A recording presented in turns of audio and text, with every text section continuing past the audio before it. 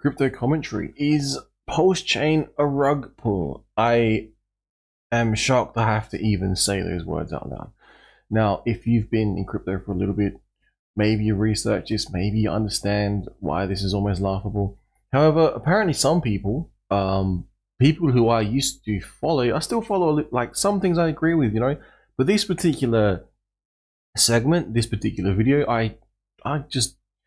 I'm shocked. So I'll play it back just to show you the context in which it is shown. I put a comment in the bottom saying, I appreciate your opinions. I followed you for the longest. I disagree with the opinions regarding Hex, Pulsechain, and Pulsex. I mean, before I continue, I first heard of Bitcoin because of Max Kaiser back in 2011, right? And it was a share trading investing now magazine. It had this small segment and it stood out to me because I was like pretty young. It's like digital cash, little segment, barely 100 words long, saying Max Kaiser likes digital dollars such as Bitcoin. And at that time, it was extremely cheap. I think it was like 2011. I remember I was in the car with my dad at the time. Had I have bought any, I tried to, but it was pretty complex. You'd have to go through a centralized exchange, and funnily enough, that rugged everyone. So how things have changed, 20 years later, not quite 20 years later, 13 years later, like 12 years later or so. Anyway, so here we go. This is the clip which I am shocked at. Over and over and over again. It doesn't seem to be any end to it. But speaking of bad dreams, yeah. There's also yet another Richard Hart, a rug pull. Like what? They had this pulse chain thing. I don't know, Hex collapse, and now pulse chain collapse in this past week, 2 weeks. And again, like these are the different things. And when you're doing a nation state, when you're building a citadel, there's one thing. So I think that was the opinion at that point in time. I'm not sure if this is like a attempt to draw attention to that particular project, or if it's trying to point out why Bitcoin is so much better. However, I can't believe I have to make this video. Now, we have, for context, we can look at some watch lists that I've been watching for the longest time. We've got Hex, Hedron, Akosa. I think I've still got Pulse Doge on there. And yeah, for some reason I've got Zen. Okay. Now, with zero liquid. Anyway, we see what's happening there. We have a couple you could probably pretty much write off. But if you're looking purely at Hex, right? You see the price, it is low. So maybe, just maybe, they had an interest in it and they've been following it closely, because it's just funny how they would mention that the price of Hex has gone down, and they even were aware of the Pulsechain airdrop. So from their perception, if they are only viewing Hex, the Ethereum Hex, maybe, just maybe, to them, they think it's a rug. I'm surprised they didn't point out anything further and say that, if you go to Dex Screener, you might go over to Pulsechain, and there's all the PRC20s there, and there's your copy of Hex over there. Maybe they could have explained, maybe early on in the early days of Hex, they could have signed a signature, which I did not know how to do, and they could have got free Hex locked away for 300 and something days. But no, they just come out and say it's a rug pull, which is, maybe they're just purely looking at the Ethereum side. So why is it worth pointing that out? Why I think they are incorrect. Well, let's have a look at Coin Paprika. So recently, we have seen, even though it's not the best practice, maybe, to use market cap aggregators, we see things like, scroll down just a little bit, Pulsechain is actually being listed. It's been listed on a few other centralized exchanges. It's being listed on some other, I don't know what you'd call them, like Changelly and things like that. So the ability to swap for other tokens for Pulsechain. You can see the Pulse burn. You can actually exchange like Bitcoin itself for it directly. You can see the bridge has been updated. PulseX is still up and running. it's been listed like on these coin aggregators. I think if you even go to Coinbase itself, it explains to you what Pulsechain is and how to purchase it if you want to, if that's something you're into. Now, it also happens to list Hex from Pulsechain, which is funny enough higher than Hex on Ethereum. It also has PulseX. It has wrapped Pulse as well as Pulsechain, which is kind of funny. It's the same thing, similar thing, I should say. But yeah, so I don't understand their definition of a rug pull. So, like rug pull, everything stops, freezes, go to zero. You can't sell it. You get scammed. It disappears. But from what I can see new things being developed, new things being rolled out. Okay, the price isn't the best, as we can see here. If we go to watch lists, compared to some other things, it's yeah. I don't know why would they point that out at this point in time? So moving away from that, we have everyone's like making content about the SEC. So I thought I'll just wait for the dust to settle a little bit. And we are seeing, I guess, so for context, a while ago, I did hear from a top analyst basically saying in the US, they're going to roll out extremely harsh regulations for it, and they might even try and outright ban it. Now, since then, mind you, they did explain that you could make a shit ton of money off of it. He actually knew someone who made something like $30 million US, so that's amazing, right? So since then, though, we have seen, I guess you can consider the ongoing XRP battle with the SEC, but then we saw the dual attack. We saw the one launched against Binance, then we saw the one launched against Coinbase the day after. Now, the dust settling on those two, we then see here. Yesterday, I noted this, retweeted it, and saw Senator Bill Haggerty. I'm not familiar with his background, but he does point out that the SEC is weaponizing their role to kill an industry, allowing a company to publicly and then stonewalling their attempts to register is indefensible. Gary Gensler, expect to hear from Congress. It's from an article from the Wall Street Journal. And then we have here also from Kitco, this is why I waited, because then there'll be actual articles you can refer to. US lawmakers and the crypto firms push back against SEC regulation by enforcement. I'll go through basically the whole article just quickly as I can, but basically Kitco News points out, in the wake of several high-profile enforcement actions from the US Securities and Exchange Commission this week, including lawsuits filed against the two largest cryptocurrency exchanges in the world, the crypto community is rallying to support Coinbase and Binance, and is collectively lambasting the actions taken by the regulator as heavy-handed regulation by enforcement. Now, maybe this was what the top analyst was talking about, the heavy-handed regulation by enforcement, which was coming, which is now here, which we're in the eye of the storm. I'm not sure what you'd call it currently. Now, the SEC has failed to provide a path for digital assets exchanges to register, and even worse, has failed to provide adequate legal guidance on what differentiates a security from a commodity, said Senator Cynthia Loomis, Republican from Wyoming, I believe that is, WY, could be wrong, again from Australia.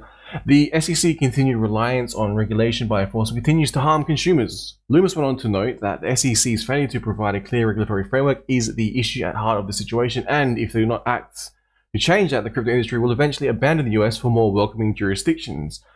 Here in Australia, they've actually postponed potential updates to their treatment of cryptocurrency. There was a token mapping exercise. There is something else that was supposed to come from that to do with licensing. However, that has been postponed, and it said basically mid-2024 there might be some more updates to it. Because I think a lot of people got together, pushed back, explained their position, explained that, before they explained their position, maybe they realized that this was their opportunity to explain their position, because if they don't explain it now, if there's no interest in it, you just have the politicians roll right over you, which is not what we want in a free and open democratic country. Now, I'm assuming in other countries and other jurisdictions, this is also taking place. However, as things get larger, it becomes a larger problem. US being the case. You know, Australia is a lot smaller. Now, I'll continue on with the article. Real consumer protections require creating a robust legal framework that exchanges can comply with, not pushing the industry offshore into the shadows, Loomis said. This is why Congress needs to pass the Loomis Gillibrand Responsible Financial Innovation Act. Now, I thought this Responsible Financial Innovation Act was one and the same as the Fiscal Responsibility Act of 2023, which reflects bipartisan compromise to avoid a fast ever default and protect the nation's hard-earned historic economic recovery. As I'm reading off here, a default could have, anyway. So this basically got passed, which was laughable because it was called the Fiscal Responsibility Act. So not to confuse this one with the Responsible Financial Innovation Act. Two different ones. One's already passed. That's why the debt ceiling increased. Anyway, different topic. Moving on. Paul Greenwell, Chief Legal Officer at Coinbase, echoed the sentiment in a statement posted ahead of his testimony in front of the House Committee on Agriculture on Tuesday. Distributed ledger and digital asset technology is, as the White House has stated, critical and foundational, he wrote. Despite being identified as potentially critical to US economic and national security, the US is pushing the technology and the innovators overseas due to lack of clear rules and regulations for crypto. How hard is it as a regulator to explain clear rules and clear regulations? It's on-chain, has on-chain data. Now, General went on to cite regulatory advancements in multiple countries, including UK, Australia, Singapore, China, and the European Union, which are putting in place regulatory frameworks that are creating room for innovation while also protecting consumers. See, that's what you want. I don't understand this approach. I understand the approach that's heavy-handed. I understand the approach that maybe they're trying to outright ban it, and I understand the approach maybe more is coming. This is not the end. This is just the beginning.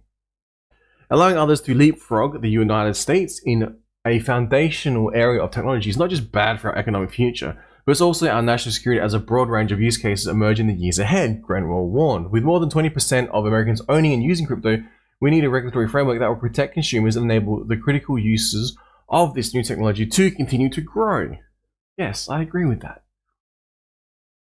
During his testimony on Tuesday, Greenwell pushed back against repeated statements by the SEC that have been willing to help companies get licensed as digital asset brokers and exchanges. After months of discussing how to register with the agency, we were simply dismissed with no response or any counter proposal or ideas coming back from the SEC, Greenwell said. Coinbase CEO Brian Armstrong backed up Greenwell's statements on Tuesday, tweeting, "There is no path to come in and register. We tried repeatedly. We don't list securities. Instead of publishing a clear rulebook, the SEC is taking regulation by enforcement approach that is harming America," Armstrong said. "So we need to avail ourselves of the courts to get clarity. So be it." So be it. John Loomis, Greenwell, and Armstrong, in their criticisms of the SEC, in Senator Bill Hagerty, Republican, Policy Tennessee, a member of the State Appropriations, Banking and Foreign Relations Committees, who tweeted on Tuesday that the SEC is weaponizing their role to kill an industry. I think they are.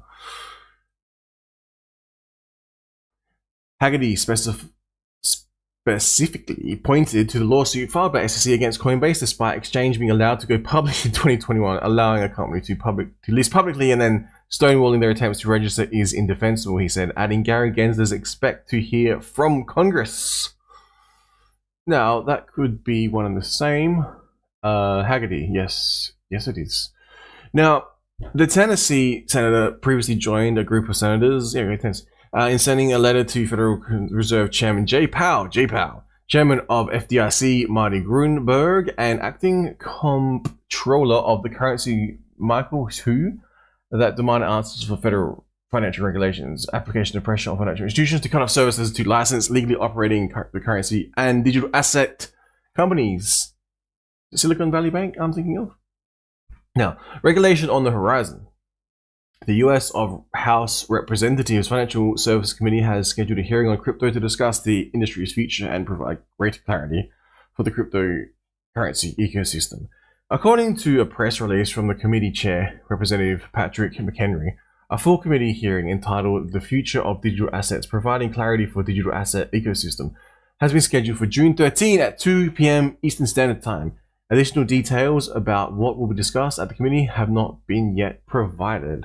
Okay, so things are progressing, but it appears the SEC is on a warpath against what they consider cryptocurrency. So it appears they're attacking the equivalent of the middlemen, the centralized exchanges.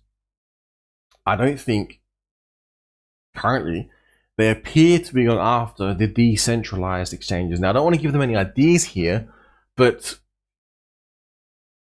we have to point out the difference between using going online with a centralized exchange, registering with them and using them. They're going after the people that provide that particular service. So I'm not sure if I'm right, but I'm coming up with a comparison. You know, you have like a middleman car yard salesman. They'll offer you a second-hand car, a new car. It's up to you whether you want to purchase it, but they'll add a little bit on top. You know, if you ever sold a second-hand car, when you go to the dealer, they won't give you as good a deal because they have to make some money on it. But then if you wanted to, you could go online, and it does have its risks, you know. You never know what's going to happen. You organize a meetup with a second-hand car. I guess you could say there's some risks there, but you're allowed to, you know. You're allowed to engage peer-to-peer with someone else. They might trade you a car for cash, you know. That's the most common, or maybe they transfer money from one bank account to the other. Similar thing. Shit, I tried to sell my car for a Bitcoin a while back so I could buy more Hex. Back in the AA. No one wanted to buy it. I have no idea why. It was a decent car. Anyway, but yeah, I'm allowed to do that, you know. Anyway, moving on from there, we do have this here. So, taking a step back from all of that, we've got particular watch lists. The markets are not looking great. Everything's well, not everything. A lot of stuff on the Ethereum side apparently has been sold down, or I'm not sure what other people are thinking. What they're doing, it's up to them. We could have a look and go, oh, someone's selling, blah blah blah, all that. But it's all who cares? Who cares in terms of like when I click on a transaction, it's not like I can actually find out who this was, hunt them down. Oh, it's just like an address. So I'm looking at an address and go, okay, this particular address. I mean, I can dive deep into it and try and like see if it's linked to a larger address. But then it's like, well, so they're selling for whatever reason, you know, and maybe they feel like the hex on Ethereum is not as good. I don't know, as the hex on Pulsechain. I don't know. We're basically the same.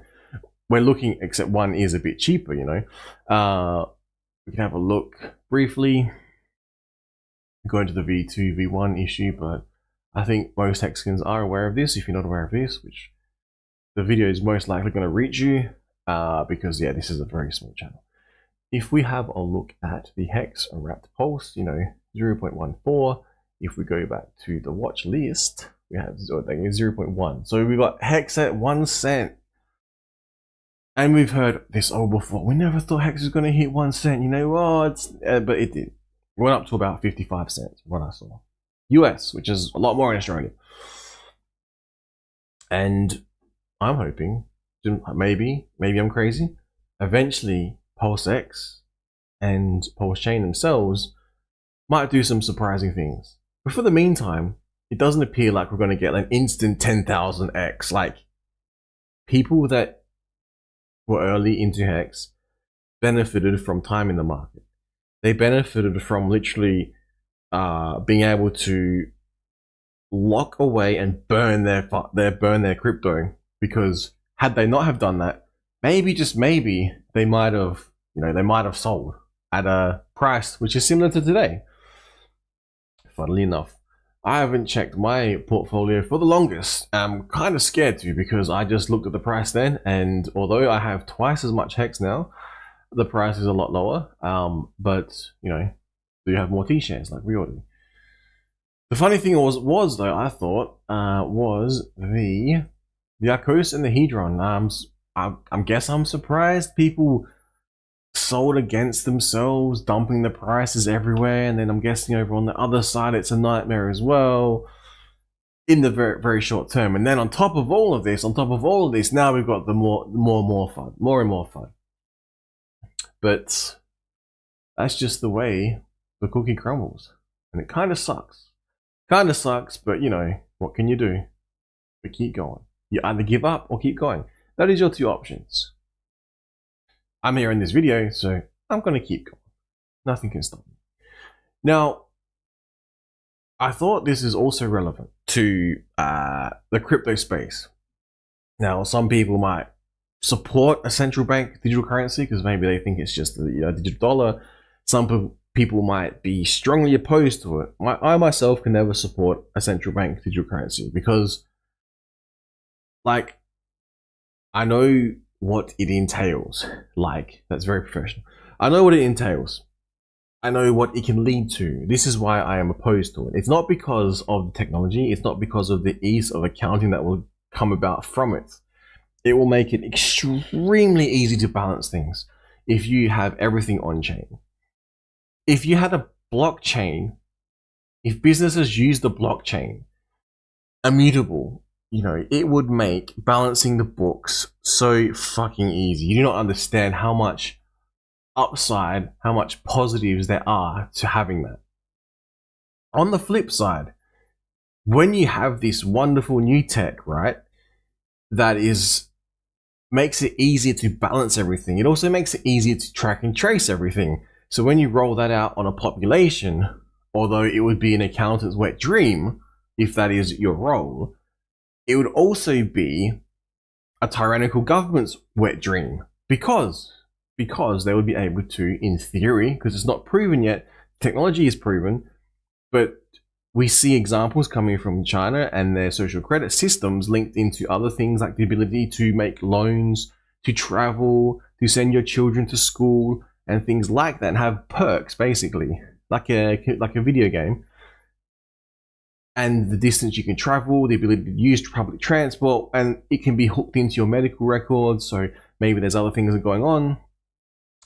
The ability to travel, the ability to study abroad, your direct influence that you have on your network, and your network would be your closest friends and family. They would be affected by what you do, So it's like, if you do something wrong, you will affect your family and friends, which, if you piss them off, they won't like it, in summary. Now, going back to this article. So the funny thing is about politics, right? If you don't watch it closely, things can get away from you. And then you end up with these stupid mandates, and you end up with a CBDC, and you end up with bills that are going to somehow ban cryptocurrencies by mistake, Well, this one, there's two anti-central bank digital currency bills before Congress. There's a huge difference between them. Now it says, heading, are congressional Republicans about to greenlight CBDC? This is new, it's not like old. Opinion contributor. Keep that in mind. If Republicans want to prevail in the introduction of a central bank digital currency that would allow government to track and control your purchases, they'd better be scrutinized. The two anti-CBDC bills before Congress, there's a huge difference between them. Now, it gets better because after this, I'll cover some other interesting stuff, which I'll just show you quickly now. The European Commission and WHO launched landmark digital health initiative to strengthen global health security. Okay, so I'm not gonna explain how and why and conspiracy theory up why and how this could be used. I'll purely read off of the information off of this particular page to keep the YouTube gods happy. Now, the two anti-CBDC bills before Congress, there's a huge difference between them. One would prevent a CBDC surveillance token from replacing an American dollar. The other would actually greenlight a CBDC by government chosen contractor. That's a pretty goddamn big difference. It would be tragic if a China-style CBDC is forced on the American people by Republicans who at best didn't understand what they voted for. The kind of reminds me of the SEC. They can't give clear guidance to our allies over in the US, but anyway, who cares about that? Moving on. The idea of a CBDC is to replace the US dollar with a government crypto token tracking ledger that could surveil and control every dollar you spend. Bureaucrats could prevent you from buying the wrong thing, from raw milk to gas stoves to firearms. They could stop you from donating the wrong person, like we saw with the Canadian truckers. YouTube, I'm reading off of this article.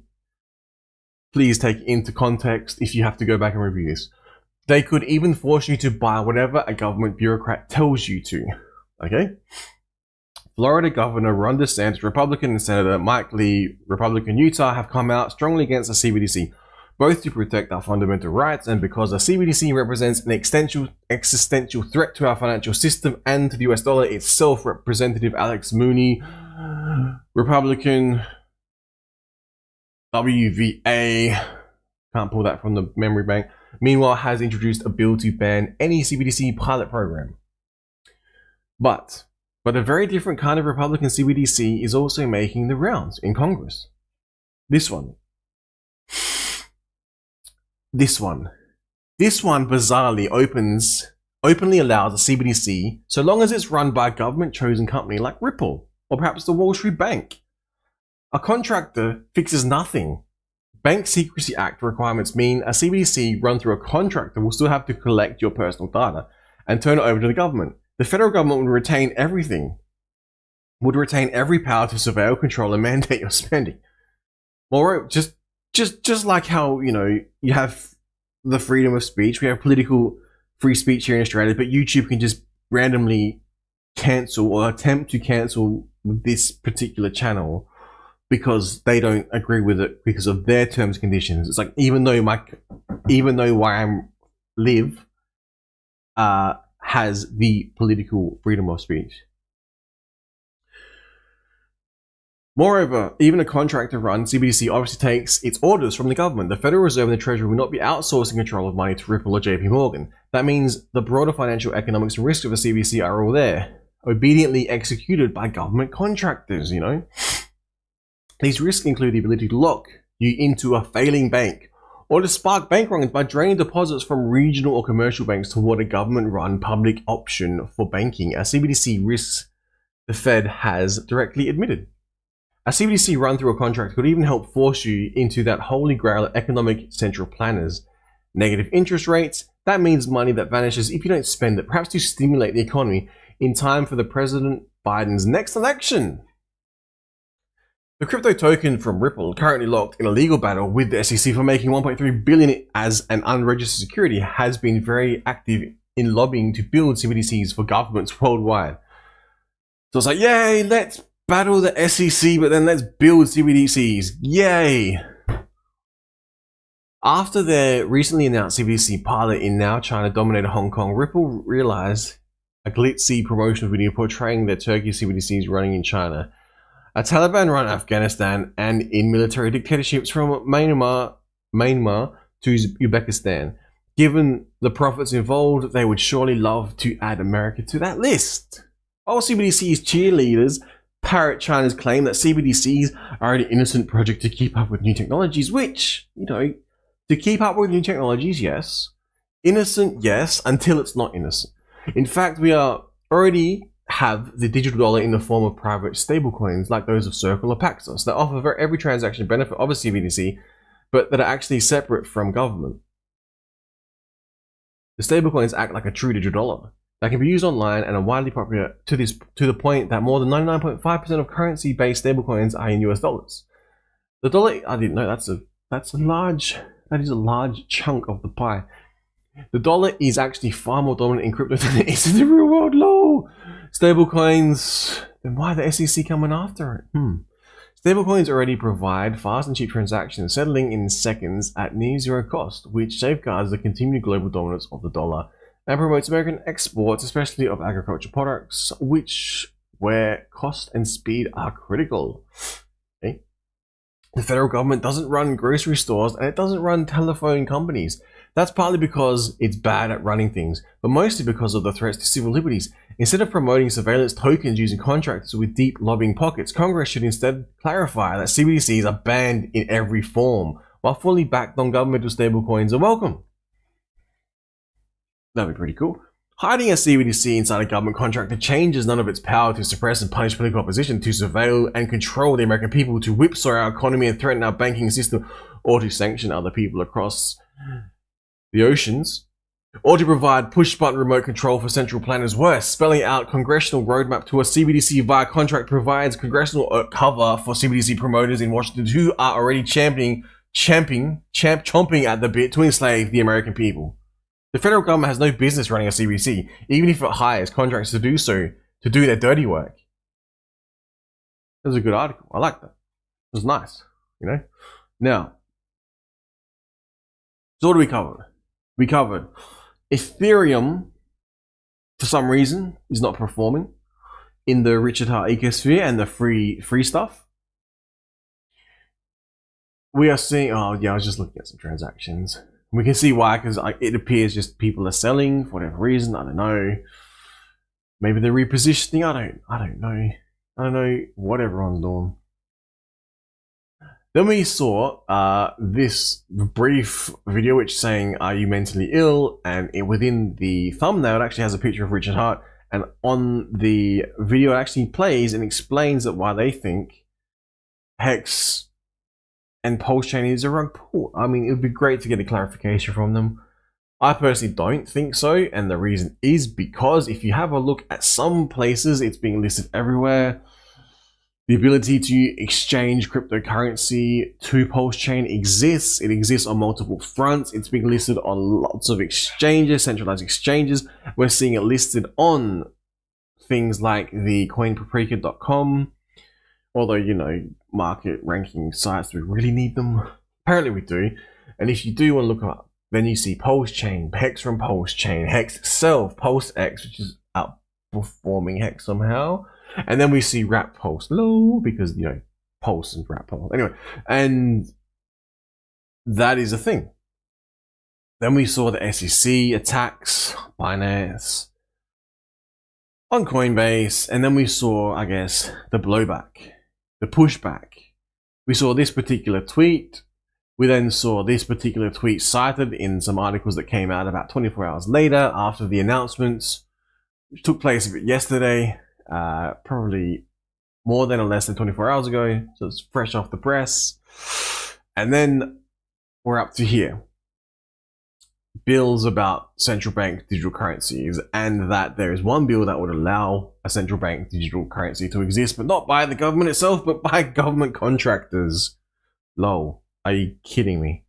And then it goes on to explain why CBDCs and how they could be used. So my conspiracy theories could almost be considered analysts of data and information, because the whole reason why I studied accounting was to actually understand and be able to read the balance sheets and the financial reports from companies to figure out what was actually going on. Because I came across a company one time, and they dealt with rare earth minerals, and for some reason, apparently at the time, even though they're not rare, they're just dirty to produce, and they're everywhere, but they're just filthy to produce, basically. But one country had, at that time, which is many, many years ago, a stronghold on them, and it was almost as if they were hoarding them. So that led me to want to research why a company would become a target, I guess, of nation states, you could say. Then later on, they tried to open a plant. They then opened the plant. Then protesters basically tried to stop this plant. And then I found out it was because in the country that exists, I think it was Malaysia, there's basically two sides. Now, if you're from Malaysia, please correct me if I'm wrong. There's basically two sides. One that is heavily pro-Chinese CCP and one that's not. Basically, they were funded, from my understanding, funded, supported, encouraged to protest this particular plant, which would have been a slight counterbalance to the dominance of the other country, which was China, the CCP government, monopoly on rare earths. And I was like, okay, hang on. There is more to this than I am initially thinking, you know. It's not all about money. What drives money? If you follow the money, where does it go? Of course, you then look at things like oil, you know, and what motivates and drives oil. What motivates and drives, one could talk about technology that maybe is possibly suppressed. That could be linked to oil. Now, this sounds conspiratorial, right?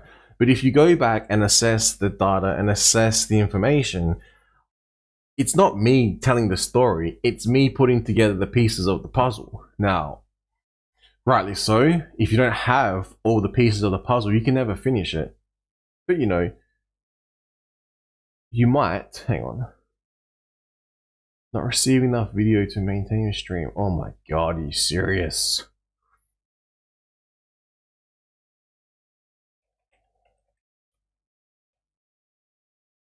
I have to pause.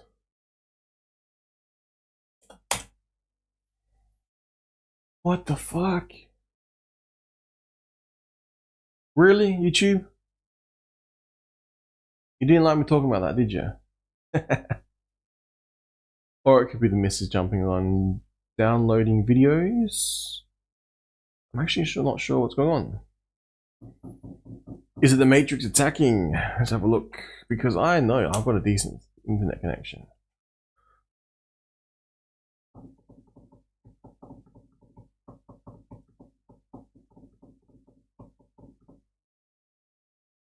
Okay, something's using data. Anyway, alright, I'll keep going. Hopefully it's not too sketchy to sound. Hopefully it's all good. Now, where was I?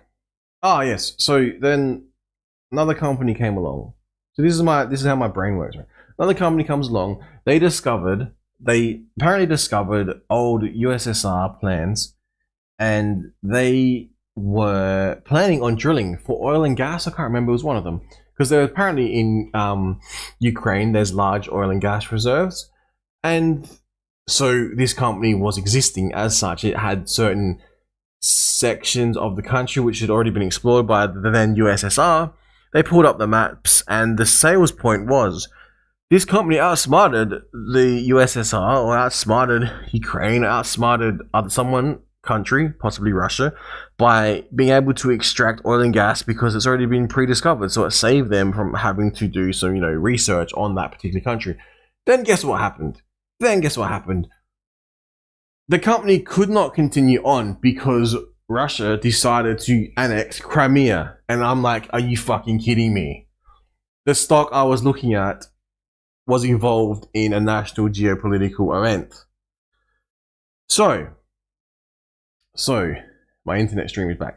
So this is why I had an interest in this sort of information. This is why I do the things I do. Because, maybe someone hears this and maybe it triggers off a light bulb in their mind, and maybe we bring about type 1 civilization. Who knows? And then I came across cryptocurrency.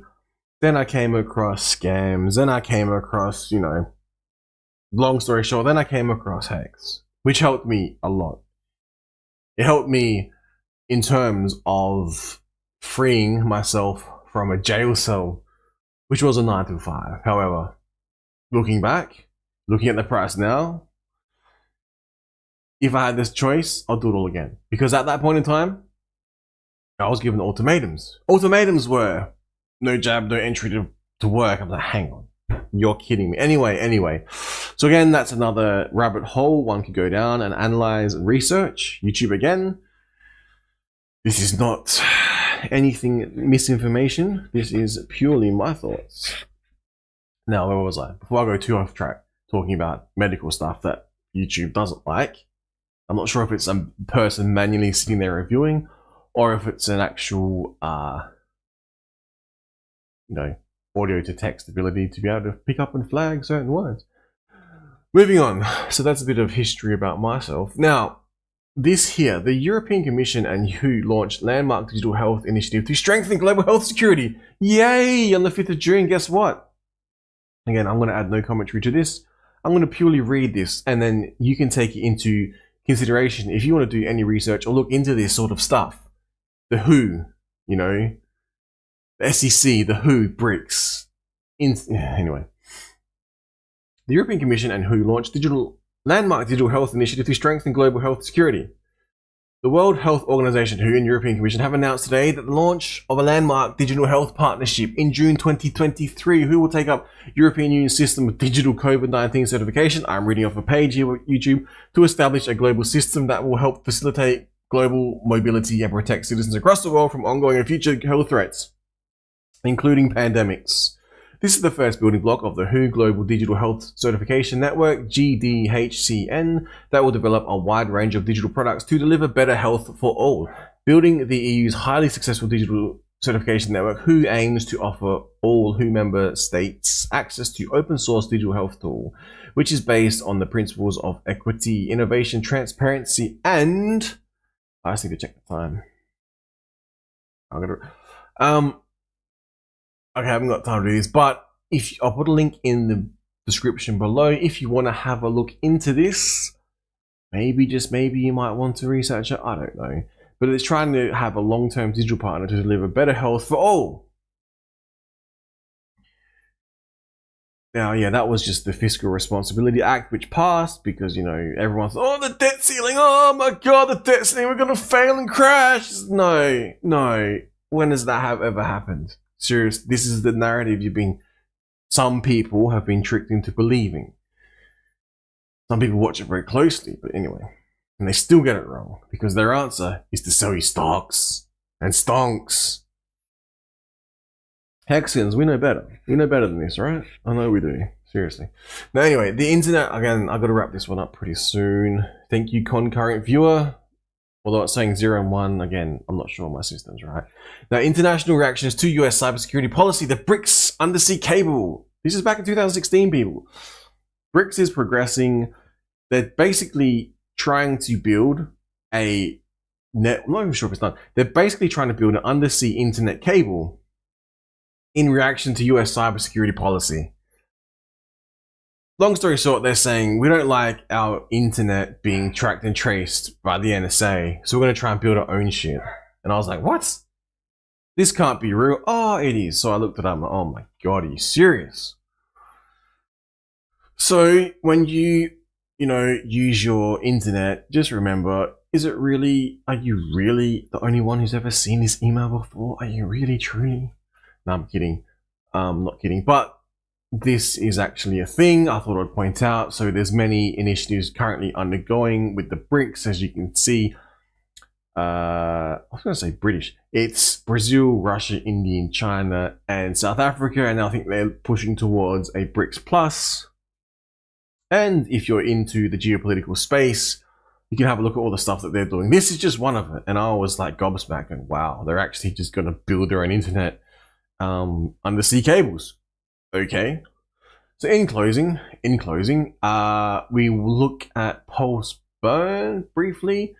Now, in reference to I don't even know if it's a hit piece or it's a stealth shill, talking about Hex and Pulsechain and Richard Hart being a scammer, rug pulling, like, what the actual?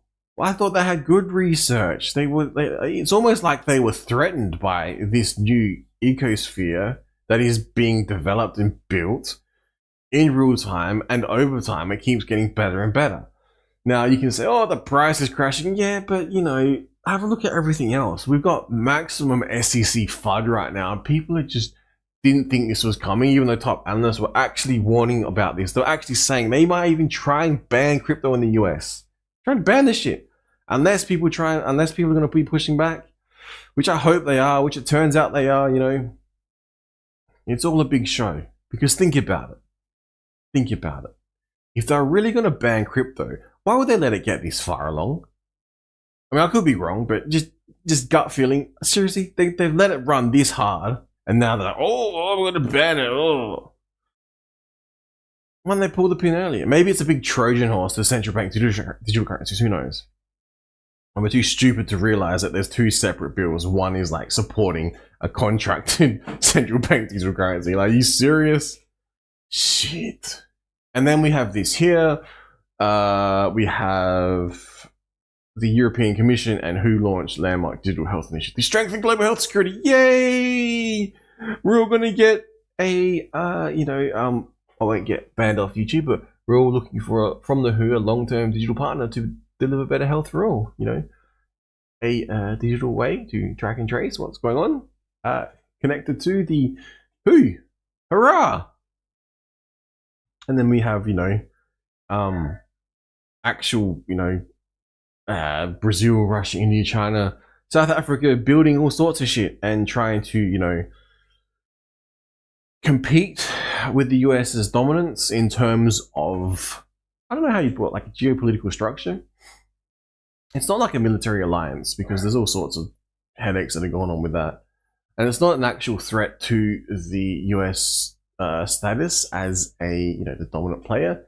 However, it is causing some interesting transactions to take place, which would have never happened previously. So I guess it is something to worth watching, especially if they're like building their own undersea cables, Anyway, if we look at PulseX, incentive token, and Hex, it is what it is. I hope that you didn't dump and push the price down against yourself on Ethereum to then get the same value, if not maybe less, on the Pulsechain side. I'm not sure. I, for one, had a plan to basically stake and chill. Again, I'm not a giant player in the system, so I wasn't affected by slow bridges and things like that. But I also didn't get to gain from large harvesting, I guess you could call it. And the surprise on the INC token, I actually theorized INC token would exist on the Ethereum side with the LP, but then I didn't realize that you would just be able to bridge in straight away the staples from Ethereum into Pulsechain, which is crazy, which gave it instant value. Parity, boom, with Hex. Yeah, but I was thinking the INC token was going to be dump-ish forever, and it was going to be have pools like similar to Hex would be parity, which would then be able to possibly support the whole system.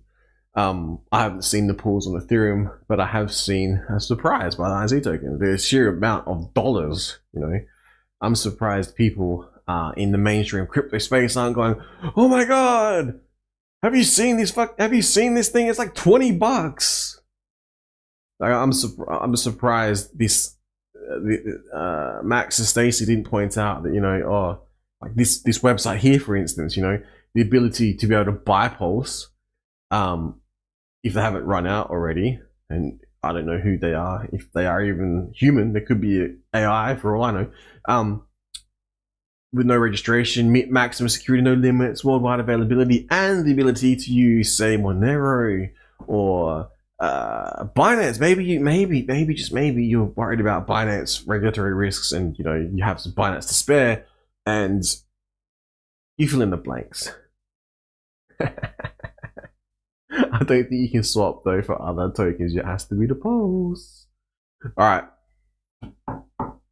that's enough. I need to go. Considering a second job, yeah, I don't know what to say at this point in time.